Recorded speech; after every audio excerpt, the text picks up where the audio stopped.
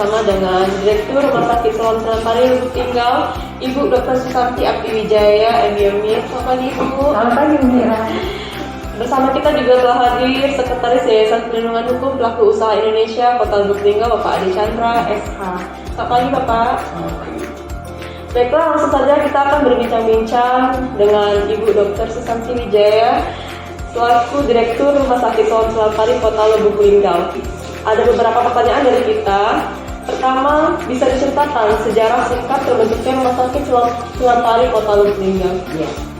Jadi Rumah Sakit Siloam Senapari itu adalah rumah sakit Siloam yang berasal dari grup Siloam Hospital yang cabang ke-32, yang saat ini sudah 41 rumah sakit. Nah, Rumah Sakit Siloam itu berada di semua pulau, ya, Sumatera ada, Kalimantan ada, Jawa banyak, Sulawesi ada, sampai Maluku dan Papua pun ada. Ya. Nah, Siloam Lubuk Linggau ini pada tahun 2015, tepatnya 11 Januari 2018, kita beroperasi. Nah, untuk menjadi bagian dari pelayanan kesehatan di Indonesia. Dan begitu sejarahnya. Oke, baiklah. Selanjutnya, fasilitas pendukung apa saja yang ada di Rumah Sakit Siloam Senapari ini, Bu? Ya, baik. Jadi pelayanan kami Rumah Sakit Siloam Senapari itu rumah sakit kelas C. Jadi pelayanan kami pelayanan dasar umum ada, ya, spesialis yang umum, yang mayor artinya dari kebidanan, bedah, anak, penyakit dalam ada. Ditambah lagi ada THT, ada neurologi, ada saraf, ya, ada kulit, ya. Terus ada ortopedi. Nah, itu juga dokter-dokter yang penunjang seperti radiologi, patologi klinis, ya. Kalau patologi anatomi kita kerjasama juga. Nah, itu paling tidak SDM selain dokter umum yang sudah berkarya di sini. Untuk penunjang, ya, jadi rumah sakit ini kan untuk pelayanan kesehatan dari instalasi gawat darurat, gawat inap, gawat jalan, kamar operasi, hemodialisa, ya, itu semua kita ada dan ada penunjangnya. Kalau misalnya laboratorium, tentu laboratorium yang memadai untuk mencukupi operasional rumah sakit ini kita punya alatnya. Terus betul untuk radiologi juga begitu, ya, USG, ya, dari 2D, 4D, ya, 4 dimensi. Terus dental yang buat X-ray gigi, ya, terus konvensional fototoraks yang umumnya semua rumah sakit ada, dan yang kita punya juga CT scan. CT scan kita 64 slice dan kita mampu untuk melihat sampai angiografi, yaitu jantung, ya. Itu yang mendukung. Selain itu, di kamar operasi juga kita punya alat namanya C-arm. Itu ada alat yang dipakai untuk melihat, ya, apakah misalnya saat orang dioperasi tulangnya itu sudah presisi apa belum lurusnya. Kalau zaman dulu difoto dulu, nanti setelah operasi lurus tidak, gitu ya. Ini langsung, ya. Jadinya itu yang juga menunjang saat kita melakukan operasi supaya penyembuhan luka cepat, ya.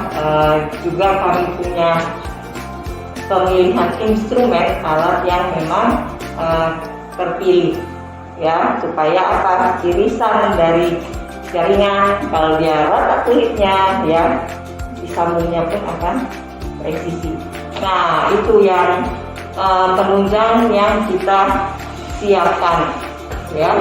Selain treadmill, ya, treadmill juga ada echo, ya. Echo artinya melihat curah sekuncup jantung itu masih cukup apa tidak, gitu, ya, kemampuan untuk memompanya.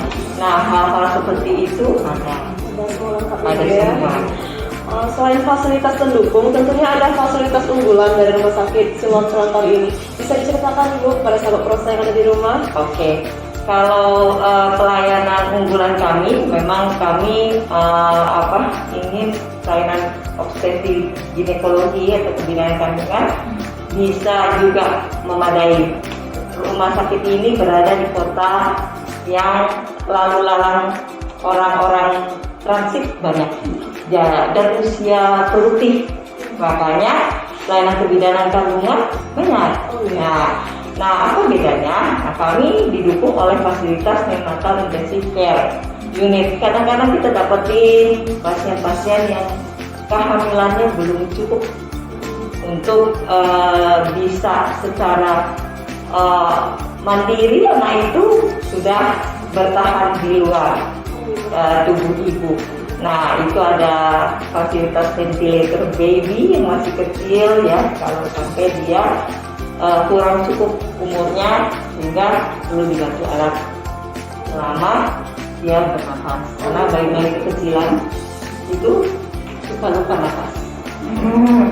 Ya, itu selain alat-alat lain ya, ECG, melihat apakah kontraksi ibu mempengaruhi keadaan di bayi dalam kandungan seperti atau tidak, dan lain-lain yang pada umumnya juga rumah sakit ada. Tapi fasilitas neonatal ICU kita yang mendukung ke arah kebidanan dan ortopedi kita juga begitu ya. Jadi kita harapkan kasus-kasus trauma baik yang baru ataupun yang sudah lalu tapi fungsi dari berubah karena dia tidak lagi bisa normal, itu bisa kita perbaiki. Oke, itu salah satu fasilitas unggulan ya, Mbak ya? Ya. Ibu sebagai direktur rumah sakit Selampari ini, apa harapan Ibu untuk rumah sakit Selampari ini ke depannya? Ya, kami juga ingin emergensi kami itu menjadi sesuatu yang dapat diunggulkan. Karena apa? Saat kita keadaan gawat dan darurat itu perlu full support atau dukungan penuh, karena orang dalam keadaan yang sangat rawan mengancam nyawa. Jadi fasilitas yang ada kita harapkan Siloam yang dipunyai Siloam itu berfungsi memang untuk mendukung kesehatan di Kota Lubuk Linggau dan juga orang-orang sekitarnya. Kota ini merupakan kota transit yang sangat mungkin dilalui orang-orang yang mungkin tidak pasti, belum tahu, tapi kita mau itu semua sama. Kita punya standar yang sama dan kita punya dasar standar internasional supaya mau dia dalam negeri maupun dia luar negeri itu juga merasakan standarnya sama. Ya, saya begitu ditanyain mau diberi obat pasti ditanya dulu namanya ibu, namanya bapak, siapa, usia misalnya, atau nomor rekam mediknya. Nah, semua itu sebelum pemberian obat itu dikerjakan. Supaya apa? Standar itu ada, kesalahan minimal. Nah, kita harap Rumah Sakit Siloam makin bisa melayani orang-orang baik yang di Kota Lubuk Linggau maupun yang berada di luar kota. Oke, terima kasih Ibu. Ya. Sebagai penutup, apakah ada yang disampaikan Bapak Adi Chandra kepada Rumah Sakit Siloam Selampari untuk tinggal? Ya, terima kasih. Tidak banyak yang kita sampaikan.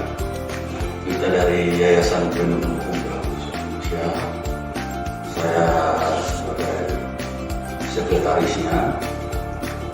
Mungkin dalam kesempatan ini kita cuma memberikan edukasi hukum sesuai dengan konteks yayasan kita, khususnya kepada pelaku usaha. Bagaimanapun juga Rumah Sakit Siloam ini bagian dari pelaku usaha. Terima kasih juga kepada Direktur Siloam, dan harapan kami juga semoga manajemen Rumah Sakit Siloam ini mengikuti aturan-aturan hukum tentunya maupun perda untuk meningkatkan pelayanan untuk melayani masyarakat dalam hal bidang kesehatan. Yang perlu sebagaimana kita tahu tentang pelayanan kesehatan di dalam masyarakat ini sangat riskan sekali. Karena ada sebagian golongan mungkin pemahaman kurang satu visi sama kita yang kita menguasai di bidang kesehatan itu. Mungkin ada yang pengen buru-buru, pengen cepat, minta pelayanan, itu pasti akan terjadi seperti itu. Jadi intinya antara rumah sakit dan pasien itu ya sama-sama sinergi. Pasien juga ada hak dan kewajiban juga itu diatur juga dalam undang-undang rumah sakit nomor 4 tahun 2009 pertama. Dan juga ada juga peraturan Menteri Kesehatan nomor 2 tahun 2018. Itu diatur tentang hak dan kewajiban rumah sakit, hak dan kewajiban pasien. Jadi intinya kita sebagai pelaku usaha jangan sampai kita keluar dari aturan-aturan itu, dan juga rumah sakitnya sudah ada SOP sangat jelas itu kan. Tidak mungkin dia itu melanggar SOP. Dan terkait hal-hal lain terhadap pelaku usaha, apalagi sekelas rumah sakit Siloam ini tidak perlu kami ragukan lagi dari segi soal perizinannya, apakah itu jelasnya pasti paham itu, sudah paham itu. Karena ya, rumah sakit ini besar bagi kami. Mungkin itulah apa yang kita sampaikan. Dan apabila ada terjadi permasalahan antara pasien dan rumah sakit, jangan segan-segan untuk menghubungi kami. Karena tupoksi kami selaku Yayasan Pelindungan Hukum Pelaku Usaha Indonesia ini memberikan pembinaan hukum terhadap pelaku usaha. Kita akan memberikan edukasi hukum terhadap pelaku usaha. Nah, kita sangat bersyukur sekali karena kita bermitra dengan Dinas Perizinan Kota Lubuk. Setiap kegiatan PROSA ini kita selalu dilibatkan untuk hadir bersama Dinas Perizinan untuk memberikan edukasi hukum terhadap pelaku usaha. Mungkin itu. Oke. Baiklah, terima kasih Bapak Ibu atas waktunya. Semoga acara ini dapat bermanfaat dan menjadi inspirasi, motivasi kepada sahabat PROSA dan calon investor yang ada di Kota Lubuk Linggau maupun yang di luar Kota Lubuk Linggau. Sukses terus untuk Rumah Sakit Selang Pari, Lubuk Linggau, dan Yayasan Pelindungan Hukum Pelaku Usaha Indonesia di Kota Lubuk Linggau, serta sahabat PROSA yang menyaksikan acara ini. Oke sahabat PROSA, terima kasih sudah menyaksikan acara ini. Dukung terus akun media sosial kami DPM PTSD Kota Lubuk Linggau, dan jangan lupa like, comment, subscribe channel YouTube kami DPM PTSD Kota Lubuk Linggau. Sampai jumpa di episode-episode berikutnya. Wassalamualaikum warahmatullahi wabarakatuh.